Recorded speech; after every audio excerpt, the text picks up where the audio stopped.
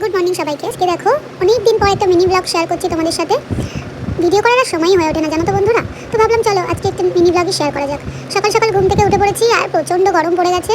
আর ঘুম থেকে উঠে রেডি হয়ে নিলাম একটু সিম্পলভাবে। আর তারপর সকালবেলা রান্না বান্না হয়ে গেছে। এখানে দেখো ডাল, আজকে ছিল নিরামিষ শনিবার।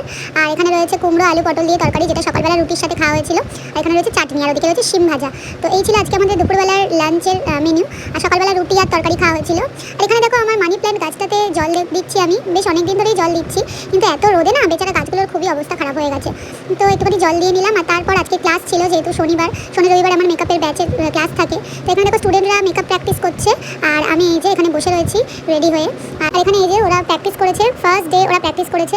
দেখো কেমন প্র্যাকটিস করেছে ওরা। আমার কাছে তো ওরা এই ফার্স্ট ডে হিসেবে ভীষণ সুন্দর কাজ করেছে, প্রথম দিন যেহেতু ওদের ফার্স্ট ক্লাস।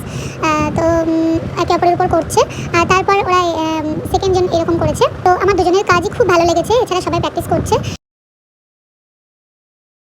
সন্ধ্যাবেলা আমার ছিল লাইভ, ফেসবুক থেকে লাইভে আসবো। একটা নিউ ইয়ার লুক, মানে বর্ষবরণ লুক বলতে পারো, ক্রিয়েট করবো। তো তার জন্য আমি শাড়ি পরে নিয়েছি আর সিম্পল একটু গয়না পরে নিয়েছি। আর এই যে আমি লেন্সটা পরে নিয়েছি। ওদিকে আমার বরকে বলেছি একটু ব্যাকগ্রাউন্ডে গাঁদা ফুল দিয়ে সাজিয়ে দিতে, তো ওইদিকে ও সেটাই করছে।